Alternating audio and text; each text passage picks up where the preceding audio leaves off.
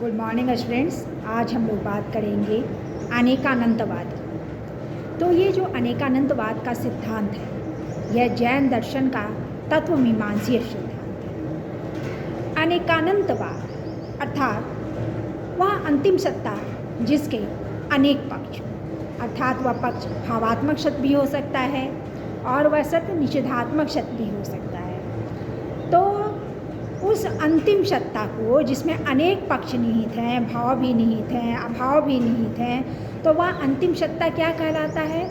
वह अंतिम सत्ता अर्थात परम सत्ता है, जिसको हम लोग द्रव्य कहते हैं। द्रव्य क्या है? गुण पर्यायवत द्रव्यम। गुणों और पर्यायों के समूह को हम लोग द्रव्य कहते हैं। गुण क्या होता है? तो गुण वह होता है जिसका स्वरूप कभी नहीं बदलता, जैसे चेतना हम सबों में क्या है? वह हम सबों में सर्वदा विद्यमान रहता है, तो वह गुण हो गया। जो नित्य है, शाश्वत है, हमेशा बना रहता है, वो हमारा गुण कहलाता है।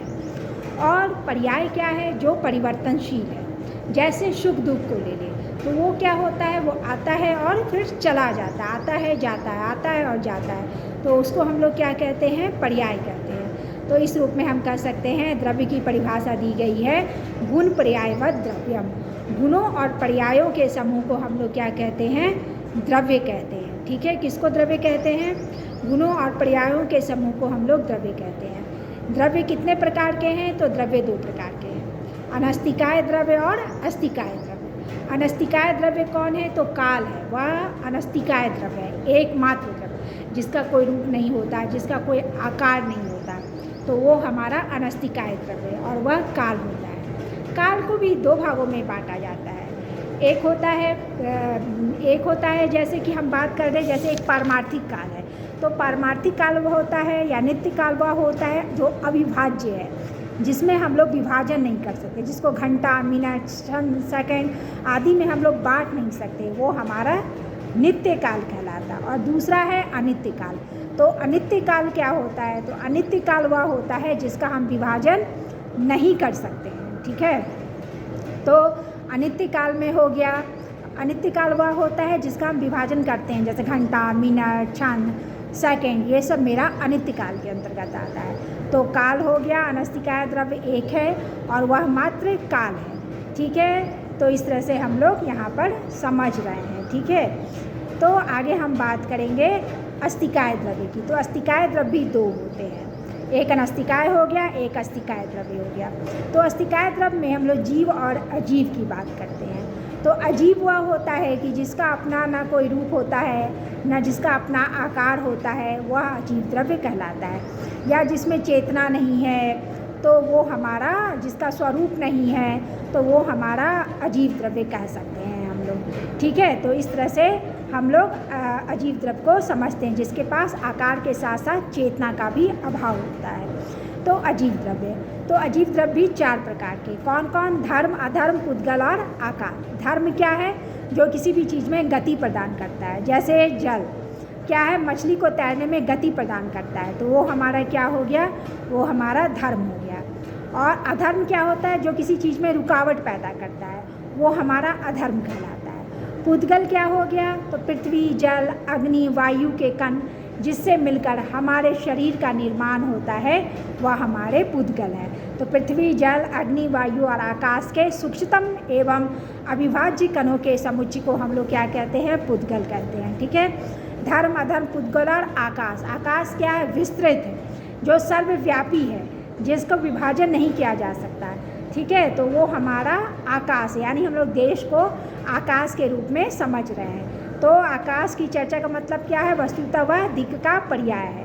ठीक है, तो इस तरह से दिक् सर्वव्यापी है, वह मात्र एक और विस्तृत है, लेकिन उसे व्यवहार में यहाँ वहाँ, इधर उधर आदि रूपों में देखा जाता है। तो आकाश की जब बात करते हैं तो आकाश का मतलब देश से होता है, आकाश का मतलब दिक् से होता है।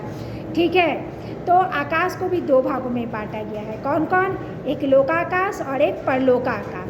तो अगर हम वास्तव में देखते हैं तो लोकाकाश का मतलब क्या होता है?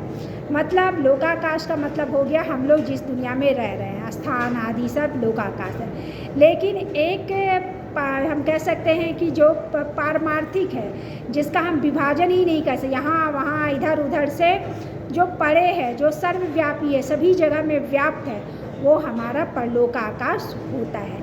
तो कहीं कहीं मैं इसको देख रही हूँ कि इसको व्यवहारिक और पारमार्थिक रूप में भी व्याख्या की गई है। तो व्यवहारिक रूप में मैं देखूँ तो यहाँ वहाँ इधर उधर आदि रूपों में देखा जाता है, और वास्तविक रूप में देखा जाए तो दिक् पारमार्थिक, अविभाज्य और नित्य है। तो सुविधा की दृष्टि से दिक्, आकाश व्यवहारिक, पारमार्थिक, अविभाज्य और नित्य है। तो इस तरह से यहाँ पर हम लोग बात किए अजीव द्रव्य के। तो 4 हो गए, धर्म, अधर्म, पुद्गल और आकाश हो गया। इसके बाद और है, जब हम बात करेंगे तो हम लोग बात कर रहे हैं यहाँ पर कि जीव कितने प्रकार के होते हैं। तो जीव वह होता है, जहाँ हम बात करें जिसके पास शरीर और चेतना दोनों पाई जाती है। तो जीव कितने प्रकार का है, तो जीव की परिभाषा दी गई, चेतना लक्षणों जीवा। क्या परिभाषा दी गई, चेतना लक्षणों जीवा, जिसमें चेतना और लक्षण दोनों हैं। तो 5 प्रकार के बताए गए हैं। 1 इंद्रिय वाला जीव जैसे पेड़ पौधे, 2 इंद्रिय वाला जीव जैसे घोंघा, 3 इंद्रिय वाला जीव जैसे चींटी, 4 इंद्रिय वाला जीव जैसे भौरा, 5 इंद्रिय वाला जीव जैसे मनुष्य और पशु। तो कितने प्रकार के जीव हो गए, 5 प्रकार के। 1 इंद्रिय वाला जीव पेड़ पौधा, 2 इंद्रिय वाला जीव घोंघा, 3 इंद्रिय वाला जीव चींटी, 4 इंद्रिय वाला जीव भौरा और 5 इंद्रिय वाला जीव मनुष्य हो गए, आदि हो गए। तो इस तरह से इन सभी जीवों को कितने श्रेणियों में बांटा गया है, 2, अस्थावर और त्रस्त। तो अस्थावर जीव क्या होता है, 1 इंद्रिय वाला जीव क्या कहलाता है, अस्थावर। त्रस्त जीव क्या कहलाता है, तो त्रस्त जीव वह कहलाता है जिसमें क्या होता है कि हम कह सकते हैं कि त्रस्त जीव गतिशील है, और उसमें चेतना की मात्रा क्या होती है कि उसमें उत्तरोत्तर बढ़ती जाती है। तो अस्थावर जीव हम लोग क्या, 1 इंद्रिय वाला जीव अस्थावर जीव है, और शेष जीव त्रस्त जीव कहलाता है। तो अस्थावर जीवों में चेतना की मात्रा अत्यंत न्यून होती है, और त्रस्त जीवों में चेतना की मात्रा अधिक होती है। ठीक है। इसके अलावा जीवों को 2 भागों में बांटा गया, बद्ध और मुक्त। बद्ध जीव वह है जो बंधन में है, मुक्त जीव वह है जो सांसारिक बंधन से मुक्त हो चुका है। तो बद्ध जीव कौन है, जो बंधन में है, और मुक्त जीव क्या है, वह है जो सांसारिक बंधन से मुक्त हो चुका है। तो जीव का अपना कोई आकार नहीं होता, वरन वह जिस शरीर में प्रवेश करता है उसका ही आकार धारण कर लेता है। ठीक है। यहाँ पे क्या बात बताया गया कि जीव का अपना कोई आकार नहीं होता, वरन वह जिस शरीर में प्रवेश करता है उसका ही आकार धारण कर लेता है। इस प्रकार जीव कितने हो जाते हैं, अनेक हो जाते हैं। ठीक है।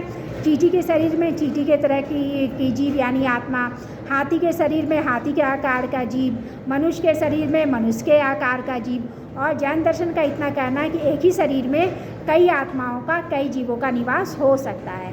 ठीक उसी प्रकार जैसे एक कमरे में हम लोग कई दीपक को जला सकते हैं और प्रकाशित कर सकते हैं। तो इस तरह से यहाँ पे हम लोग इसको समझ रहे थे। तो जितना भी मैंने बताया उपर्युक्त विवरण से स्पष्ट होता है कि जैन दर्शन अनेक अस्तित्वों में विश्वास करता है, फिर भी हम लोग उसको अनेकवादी नहीं कह सकते हैं, क्योंकि ये सभी अस्तित्व अंततः एक ही अस्तित्व के अंतर्भूत रहते हैं। या क्या होता है, सभी जीव अंततः एक ही अस्तित्व में अंतर्भूत रहते हैं। तो इस तरह से यहाँ पर इसको समझाया गया है, और उसी का परिणाम क्या होता है, अनेकानंतवाद कहलाता है। तो अनेकानंतवाद क्या है, अनेकानंतवाद का मतलब होता है वह अंतिम सत्ता जिसमें भाव पक्ष अभाव पक्ष सभी सम्मिलित है, और उस परम सत्य को, उस अंतिम सत्ता को जिसमें अनेक तत्व सम्मिलित हम लोग द्रव्य कहते हैं। तो द्रव्य किसको कहते हैं, गुण पर्याय व द्रव्यम, गुणों और पर्यायों को समूह को हम लोग द्रव्य कहते हैं। द्रव्य कितने प्रकार के हैं, 2, अनस्तिकाय द्रव्य और अस्तिकाय द्रव्य। अनस्तिकाय द्रव्य क्या है, मात्र एक काल है।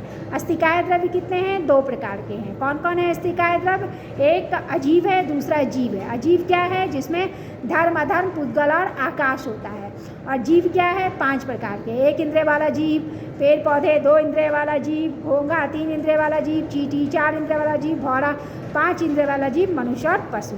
फिर 2 भागों में इसको बांटा गया, अस्थावर और त्रस्त। अस्थावर यानी 1 इंद्रिय वाला जीव, त्रस्त यानी 1 से अधिक इंद्रिय वाला जीव, बंध और मुक्त। जो जीव बंधन में है बंध, और जो मुक्ति को प्राप्त हो गए वो मुक्त जीव कहलाते हैं। तो इस तरह से यहाँ पर हम लोग अनेकानंतवाद को समझ रहे हैं, अर्थात वह अंतिम सत्ता जिसमें अनेक अस्तित्व समाहित रहते हैं, मूल रूप से समावेशित रहते हैं, उसे ही हम लोग अनेकानंतवाद कहते हैं। तो उम्मीद करती हूँ आप लोग समझ गए होंगे। Okay, thank you, bye.